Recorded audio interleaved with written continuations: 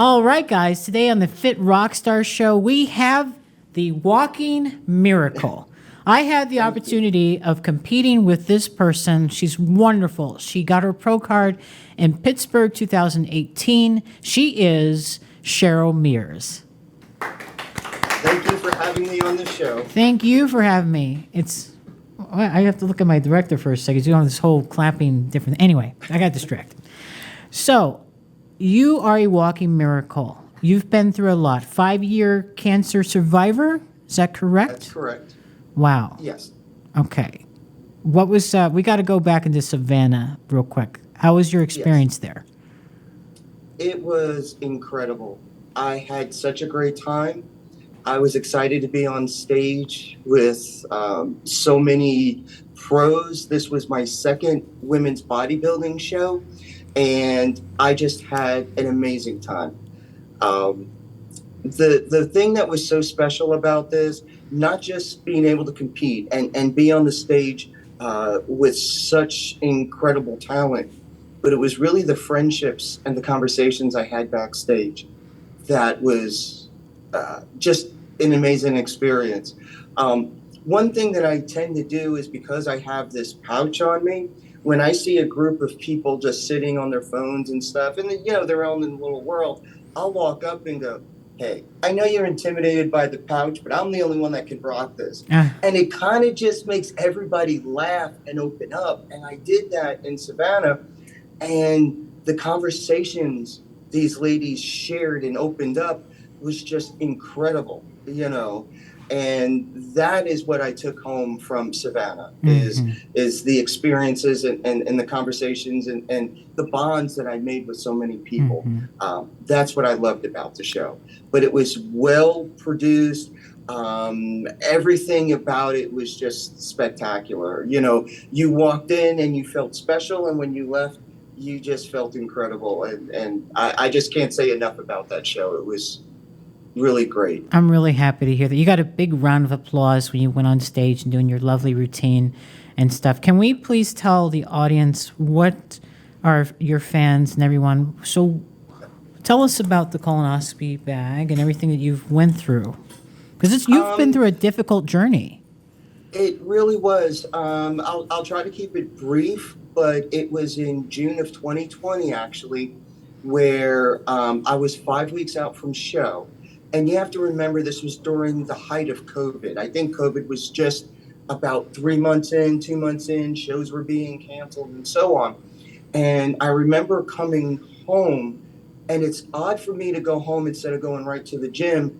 And I just felt uneasy. My stomach just wasn't feeling right. My coach had me drink water. We're thinking it's, cramps. You know what I'm trying to say. Sure, Sometimes sure. that happens. Then later that night, I had my daughter rush me to the ER. And from there, I don't remember anything except waking up. I was told about a week later. What technically happened was my intestines were twisting. And for those that don't understand what that means, once they twist, you can't untwist them.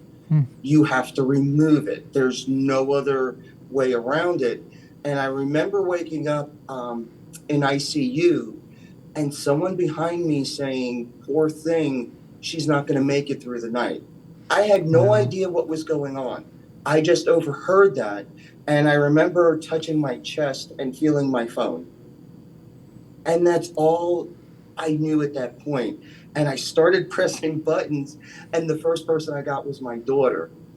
And she started talking, and I couldn't see the phone because my body was close to death. I mean, everything was failing. And I remember her crying and saying, "Mom, you'll be okay." And I remember the words I said to her. I said, "Listen, honey, I don't know what's happened to me, but I'm a fighter. And whatever it is, I'm going to get out of this hospital. I'm going to get up, and I'm going to get back on that stage and be the same person that I was before this happened. Again, I don't know what's wrong with me, but we're going to get through this. Don't you worry about this." And it was that mindset that I truly believe that got me out of this situation. But that's basically what happened. My intestines twisted. They cut me from top to bottom. And now I have this permanent bag and I have hardly any intestines left. So the reason why my doctors call me a walking miracle is that, to give you a gravity of the situation, when you have 4.5 feet of intestines left, your life expectancy is about 3 years. You can't absorb food anymore. You're at liquids. They actually just inject like this cylinder, and that's how you eat. I have 9 feet. They are just like amazed that I'm in such great shape and that I'm retaining food and I'm thriving the way I am. And that's why they call me a walking miracle, and why I consult with so many of their patients to give them hope and to give them insight on how they can better themselves. Let's talk about hope for a second. Now, you and I got to share a pizza. Well, you had a calzone. I had a Yes. very dirty, naughty pizza slice. It was about the size of my head. Yeah. You were telling me the story about hope, Yes. about when you couldn't walk. You could barely That's walk. correct. And then you had a friend, someone in the hospital. Can you tell us that story? Because that was very touching. Okay. And I apologize if I get a little teary-eyed. It's okay. To this day, it's still it's emotional for me. So basically, just a little bit of a backstory. I was in the hospital for many weeks where I couldn't walk, to let everybody know. The only thing I could do was push a button, and that was the magnitude of how I could move.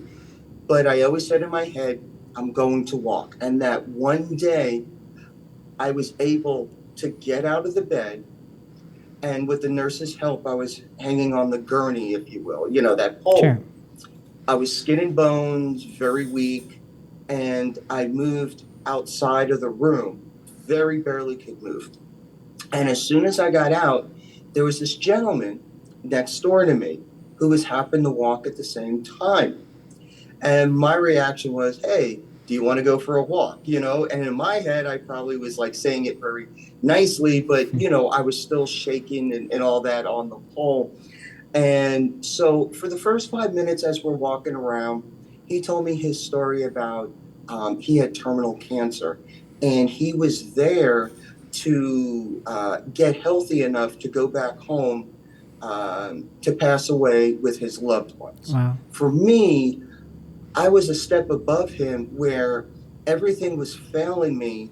My intestines had to work again. And that's where we were at. Maybe 5 minutes we spent on our conversations, but the rest of it, we talked about what we want to do with the rest of our lives. When we get out of the hospital, what are we going to do?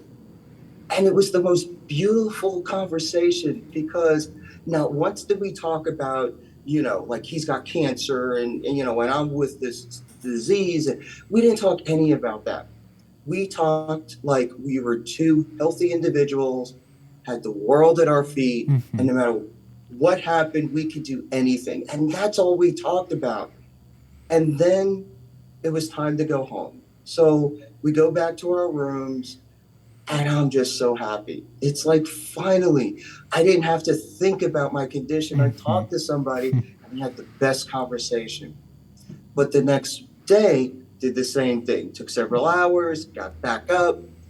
And then when I went into the hallway and looked in the room, the bed was made. And he was gone.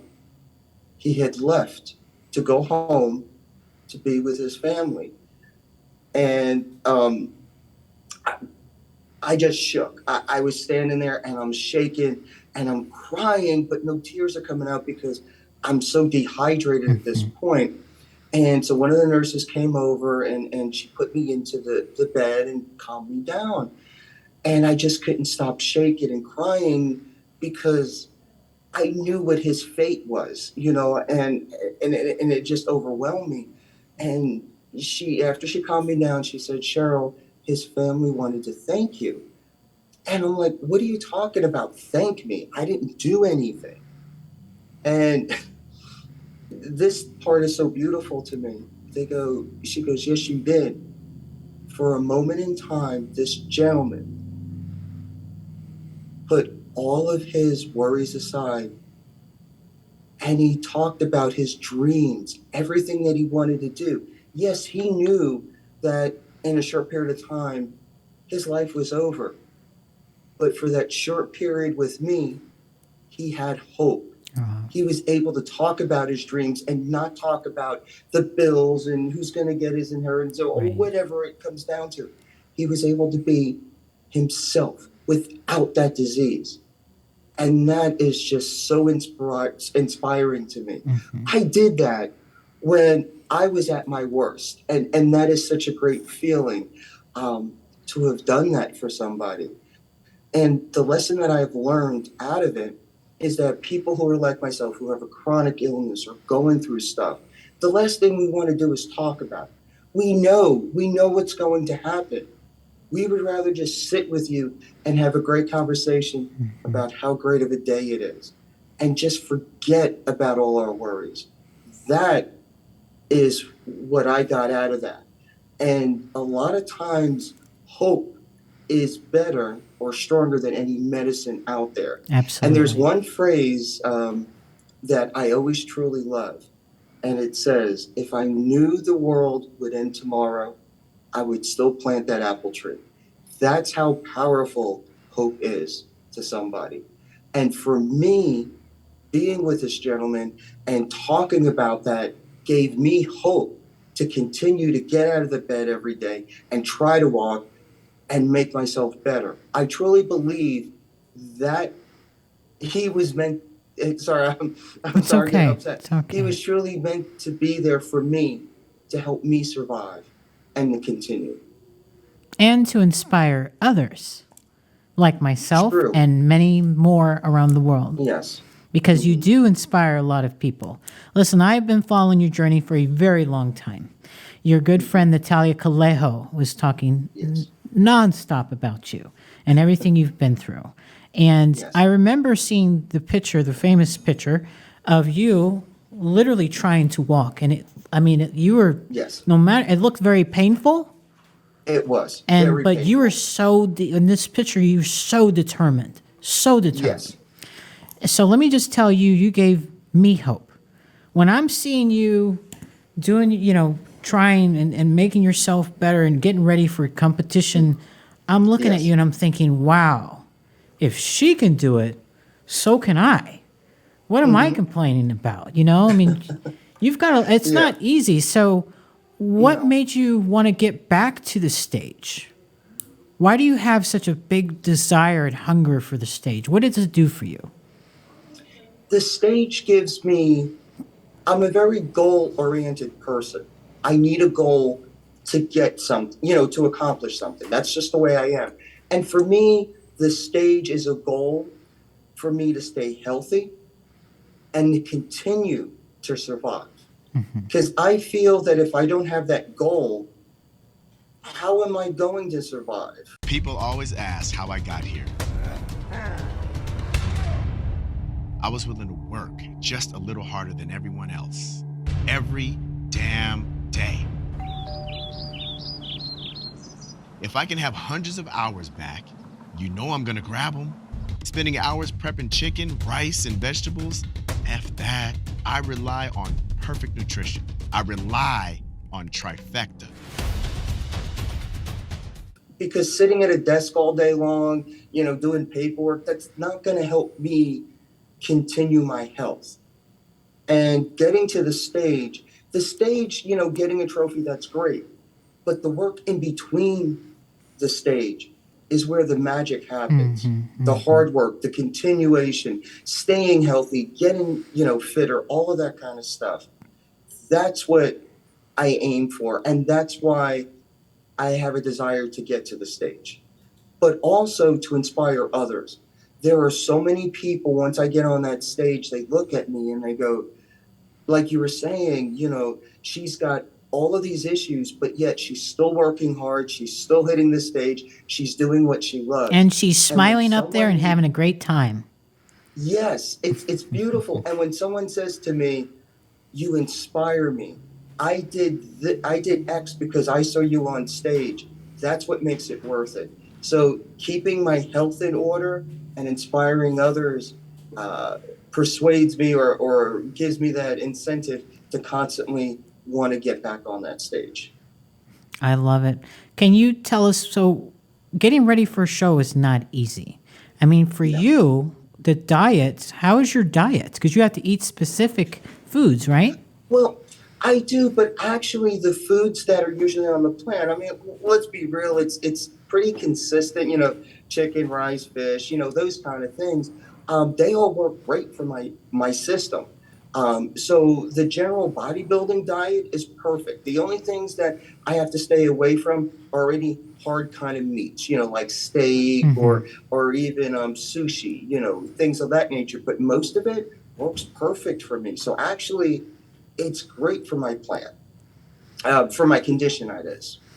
So I have to ask, Yes. what are your plans for the rest of the year? What do you plan on doing? You plan on doing more shows? I really wish I could do more shows, but unfortunately, there's no other women's bodybuilding shows that I can do in the United States. Yeah, I was going to say, yeah. So I'm going to go into my off season, and I plan to, of course, grow and stuff in the areas that I need to. But this off season, I plan to share more of what I've done. Last off season, I didn't do much of it because I was so focused on building and growing, and it was because I've never done women's bodybuilding before. So I put so much focus into that I didn't share as much. So this time I want to share my entire journey, all the good and the challenges that I have with working out, because the challenges is that with this, basically my intestine is out of my stomach.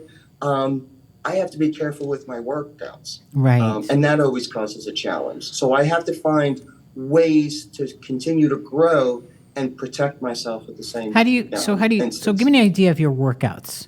What will be challenging? Say like doing I'm assuming like heavy deadlifting, things like that. Anything heavy deadlifting and anything that really hits the core. Like the slanted hack squat. Yeah. That definitely hits the core a lot. So I have a wrap that I use, and no one notices it. It's just a regular wrap, and I just keep it tight. And then after I do a set, I get my body to relax, and I rub on it, or sometimes I hit it, and just making sure like everything's okay and it's calm. I give it enough time to rest, and then I do it again. But I can't be one of those that does it real heavy. I have to gradually go from slow weight and slowly go up. So during those sets, it doesn't go, oh my goodness, what are you doing to me kind of thing, So that's the challenge of trying to grow without hitting such heavy weight. So let me ask you this. Do you do your own prep, or do you have someone who helps you with prep and training, or?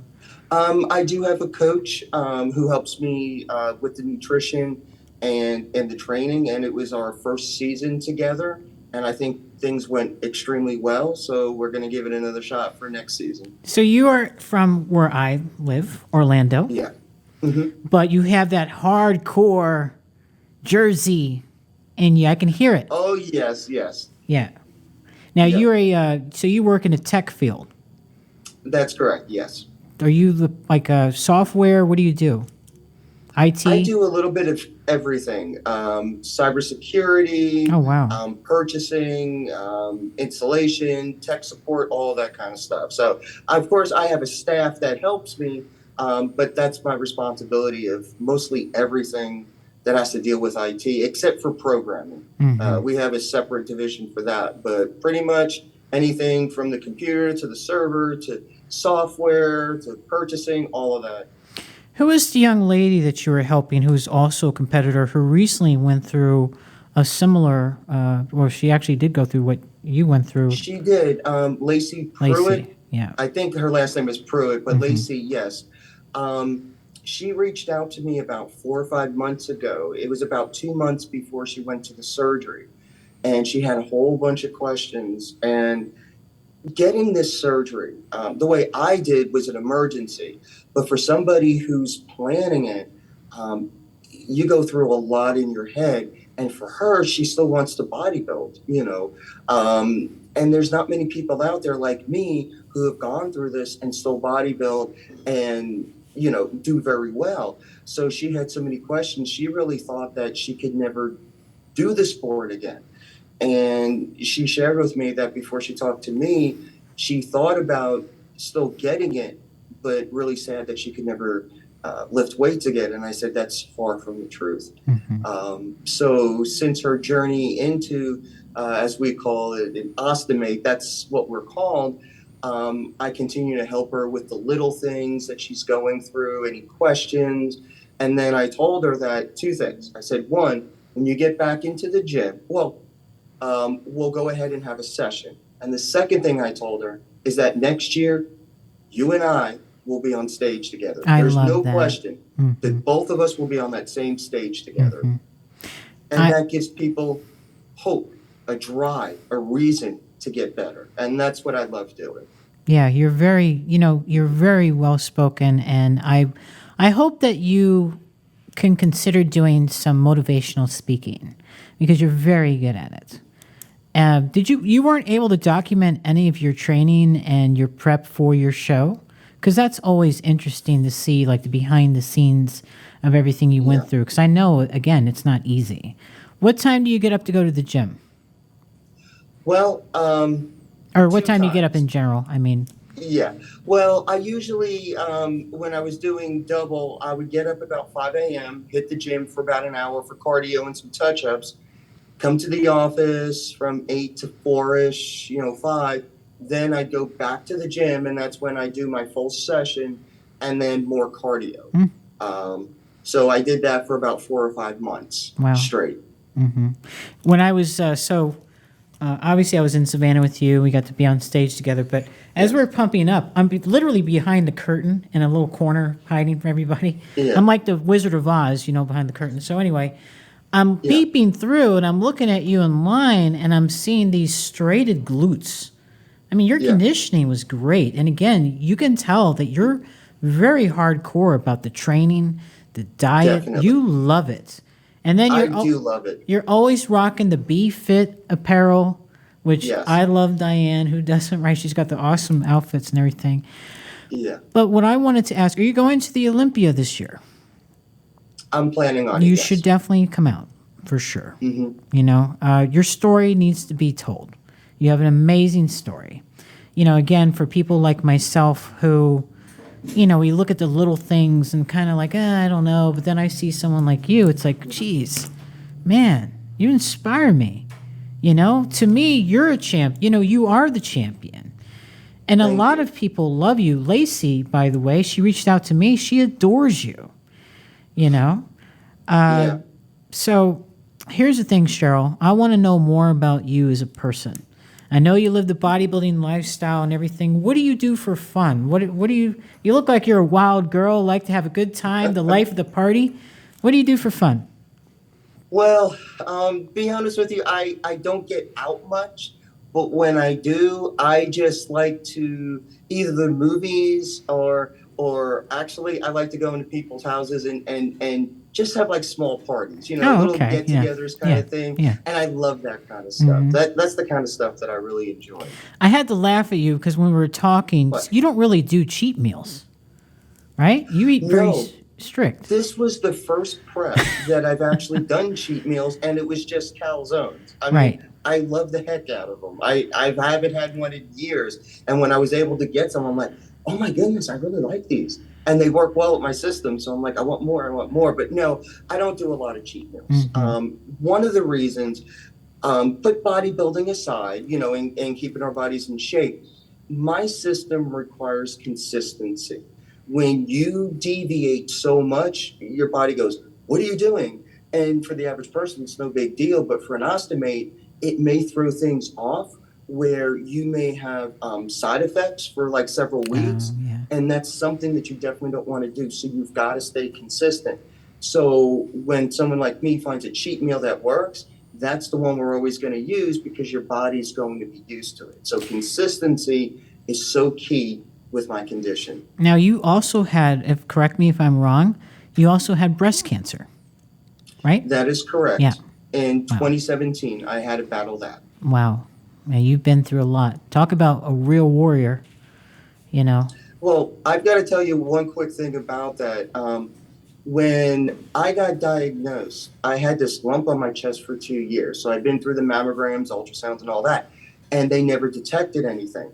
So in March of that year, I went to a specialist and I said, listen, I'm going to compete soon. Can you guys remove this under insurance? And my doctor goes, that's cancer. And I go, how can you see that it's cancer? You know, I'm doing this Jersey thing. You can magically Right. see it, you know. So she goes, we got to remove that now. And I said, no, I'm in prep.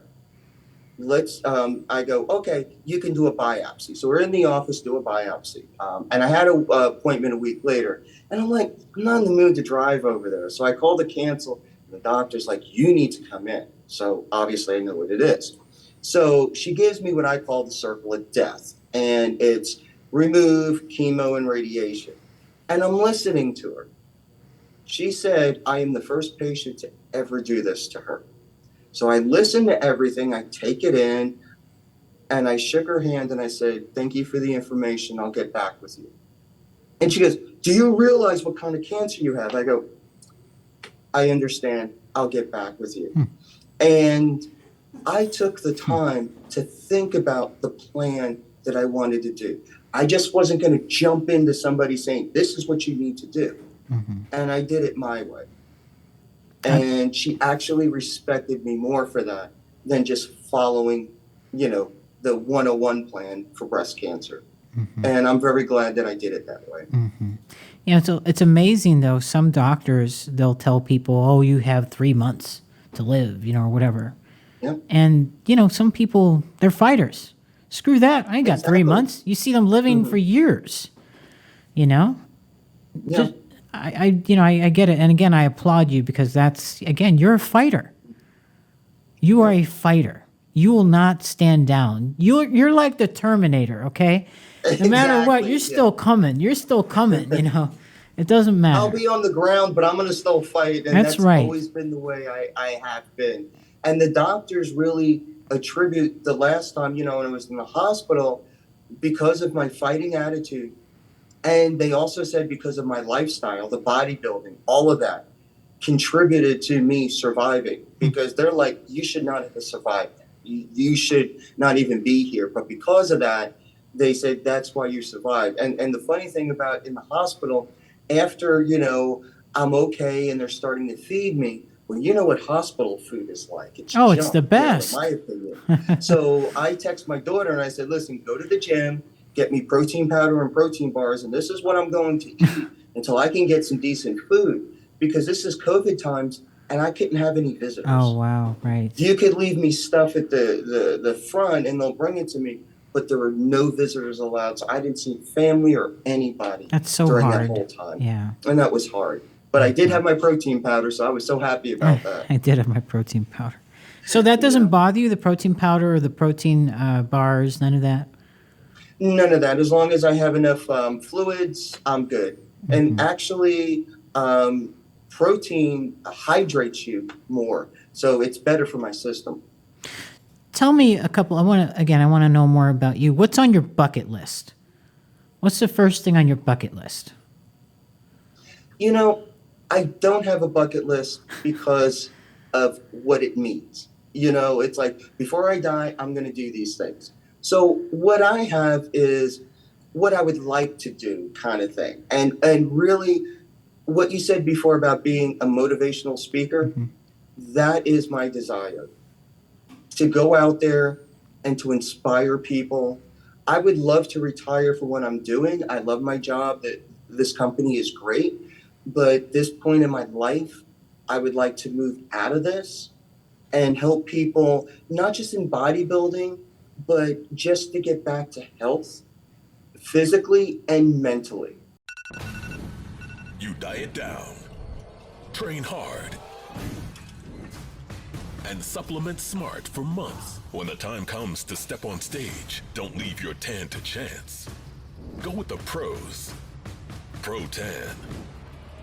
#1 worldwide since 1987 and the official sponsor of the Olympia for the last 15 years. Don't step on stage without it. Pro Tan. Those are the things that I desire. One person DM'd me. He was, I don't know how old he was, but he was around 300 pounds and he had an ostomy. Oh, wow. And he's like, you inspire me. He's going through all of this stuff. And I'm listening to his story, but something kept bothering me about it because he's like, I can't go to the gym. So I'm like, why can't you? I'm in the gym. Why can't you go into the gym? It came all down to self-esteem. He sent me a picture of just his abdomen. That's why I knew about how much he weighed with his bag. And he goes, I'm disgusting. And I almost wanted to cry. He's like, I can't lose weight because I can't go to the gym because I look like this. I'm like, first of all, you're not disgusting. Second, put a shirt on. No one sees it. No one has to know you've got this. Just go out there and do it. But this is the part where perception comes in. And sometimes you need somebody like me to give you a different kind of point of view. He goes to me, my doctor said, once I lose 150 pounds, I can have this reversed. And I just let him have it because I'm like, I would die to be in your shoes. Sure. I would do anything to be in your shoes because mine's permanent. But all you got to do is lose 150 pounds and it's reversed and you're done with this. I was just floored. And when I spoke to him that way, it changed his mindset. And for about a month or two after that, he showed me his gym pictures. He showed me he's losing weight. His doctor's happy. That's what, if you want to call my bucket list, that's what I want to do for my bucket list. That's an amazing story. So how is he now? Yeah. Is he good? Doing good? Losing He's weight? Close to having that surgery. Congratulations. That's great. Yeah. I love hearing stuff like that. But yeah, you would be a very good motivational speaker for sure. You just have, and by the way, let me just tell you straight up, friend to friend, you're not camera shy. Don't ever tell me that again.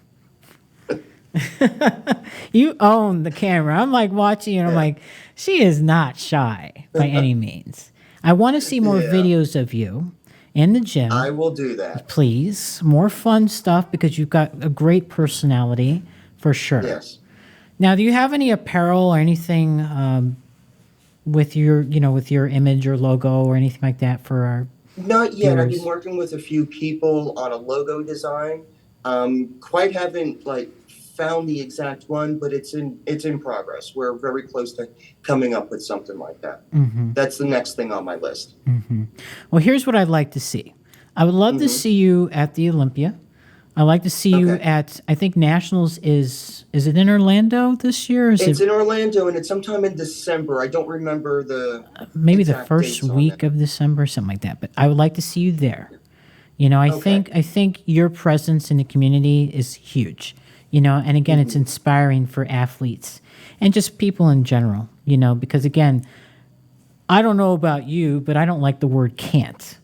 I believe that anything's possible when you put your mind to it. I'm sure you obviously agree. I agree 1,000% with that. I have a friend of mine. Lately, we've been in the gym in the mornings, and she's doing cardio. And when she listens to this, she's going to know it's about her. And she'll stop by, and I'm doing my cardio. And she's just one of those people. She's great, but she just complains about a lot of stuff. Life in general. Yes. So all I got to do is raise my shirt, not say a thing, and she'll just look at me and walk away like, I hate you, because she realizes everything she's talking about doesn't matter. Just let it go. Doesn't. It's okay, kind of thing. But I like doing that to put people, their minds back into the right perspective. Well, you're absolutely right. That's, again, if you can do it, anyone else can do it. I applaud you. From you going through that tragic time and then going on stage. And again, you must have been, I'm going to be honest, you must have been the most happiest person out of all those athletes on the stage. Absolutely. Yes.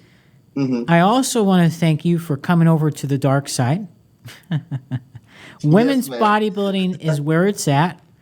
We started everything, so we're, I'm happy. Now, you don't see yourself going anywhere. You're going to be staying here in women's bodybuilding, right? Oh, of course, yeah. Good. Yeah, definitely staying in women's bodybuilding. What made you want to come over? Well, actually, I've always wanted to do women's bodybuilding. But I was always told I'm too small, I don't have the right frame, all of that kind of stuff. And then after I went through all of this, I said to myself, heck with it. I'm going to do me. And that's it. So I got this coach, and he's like, you really do fit the bill, the body as a bodybuilder. And we just got real headstrong and made it happen. And I worked with a great posing person and to learn all the moves, because it was definitely different from women's physique, Oh, yeah. of course.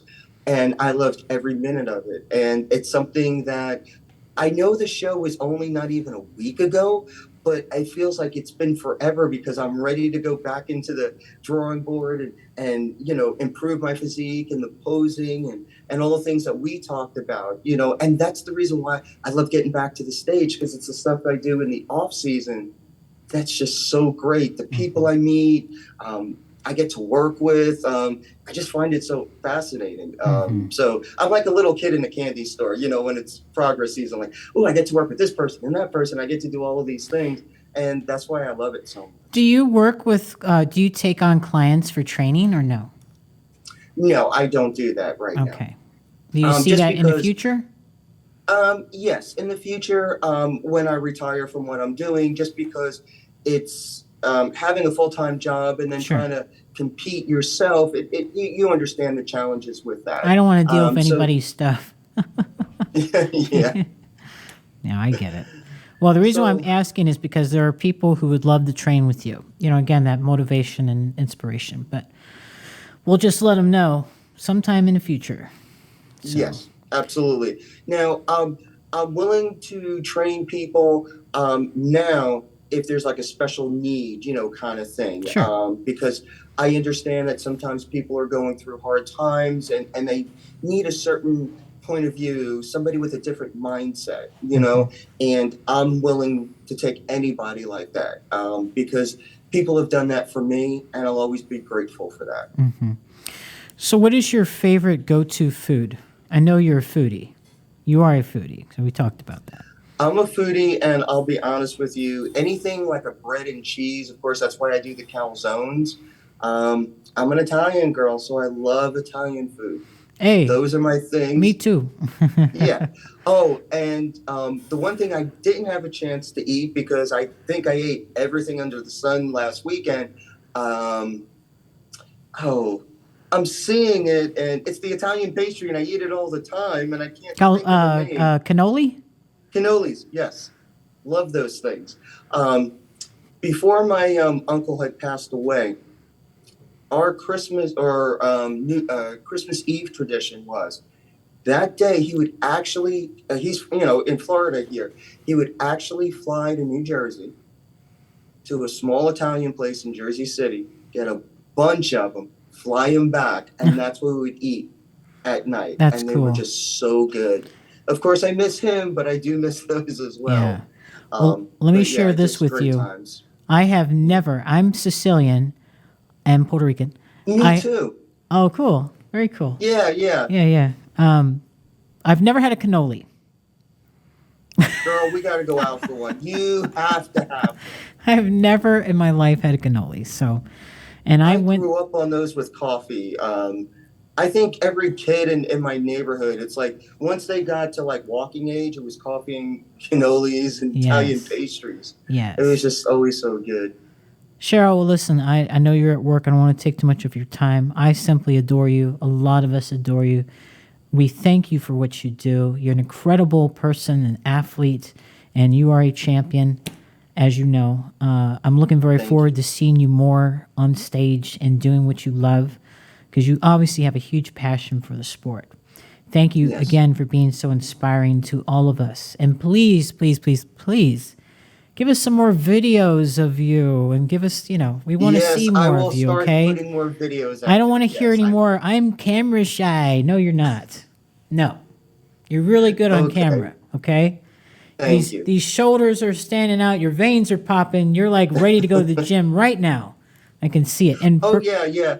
You know what's funny is like I'm at work, and then I time everything according to when I have to go to the gym. So around 3:34, I will not plan any meetings or anything new because exactly 4 o'clock, I want to get out of here. Right. That's just the way it is. So if somebody says to you, hey, Cheryl, let's go out, and it's your gym time, what are you going to say? No. Sorry, I got to go to the gym. Oh, I do. All the time. And it is funny because in the beginning, my kids were like, oh, you're always at the gym. Why do you go so much? Now it's like, they know. There's no question. Between this time and this time, I'm at the gym. And I have to meal prep, and they get all of it. And I love it that I've trained them to realize this is mom's time. Just let me go. So you're super awesome. mom as well. How many kids do you have? Just 2. Aw. I have a boy and a girl. Oh, how sweet. Do they train as well or no? No, they do not train. I wish they did. I remember a couple of years ago, I took them to the gym, and then I took a picture of all 3 of us, and they looked like I was murdering them because they just stood there like, Mom, that kind of thing. Yeah, right. And they appreciate, they love what I do. It's just something they're just not into, but they do respect it. Sure. They'll tell their friends, oh, my mom won this, or she did this, and they really love it. But for them to do it, no. My son he's got 2 different interests, which is weird. One, he wants to become an engineer. He does calculus for fun. He's like Oh, wow. a wizard. Huh. Or he's a chef. He can cook like crazy. So it's like different ends of the spectrum kind of thing. That's pretty cool, actually. It is like, but I won't have a meal prep for me because meal prep, you have to have everything plain and basic. For him, he's like, well, I can't cook chicken plain. I got to put some oil and oregano and this. Right. And I'm like, no, it's got to be plain. He goes, well, I can't do that, So I just think it's funny, but that's his craft, kind of thing. That is funny.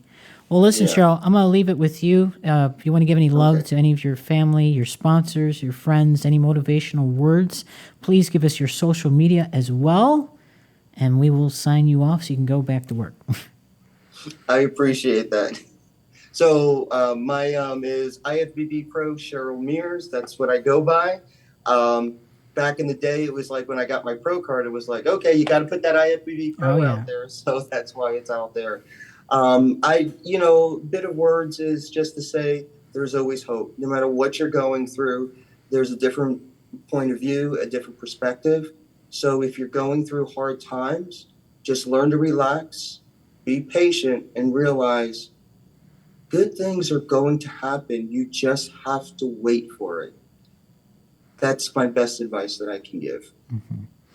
Well, Cheryl, thank you so much. You are definitely a walking miracle. And I'm very happy to call you a friend. And I appreciate you taking the time out of your very busy schedule to come on the Fit Rockstar show. I appreciate it. Thank you so much. You're very welcome. And I'll see you on stage, or I'm sure I'll see you in Orlando training. We can get a training session in together. Oh, yes. We definitely have to have one. Yes, definitely. Just don't kick my ass too bad. Okay? I'll try not to. Okay. But on Deal. that note, which is funny, a lot of people that I know go, I don't want to train legs with you. And I just find that so funny. So now that I Because know they I'll that, kill 'em. I want to train legs with you just to see. I'll have Let's a do puke it. bucket nearby for me. Yeah, just a little one. It's Just okay. a little one. All right, honey. Yeah. Well, listen, I'm going to let you go. Thank you again for being on the show. Thank you so much. You're very welcome. All right, guys. Fit Rockstar signing off with the miracle walker herself. She is truly a gem, Miss Cheryl Mears. Till next time, Thank guys. you.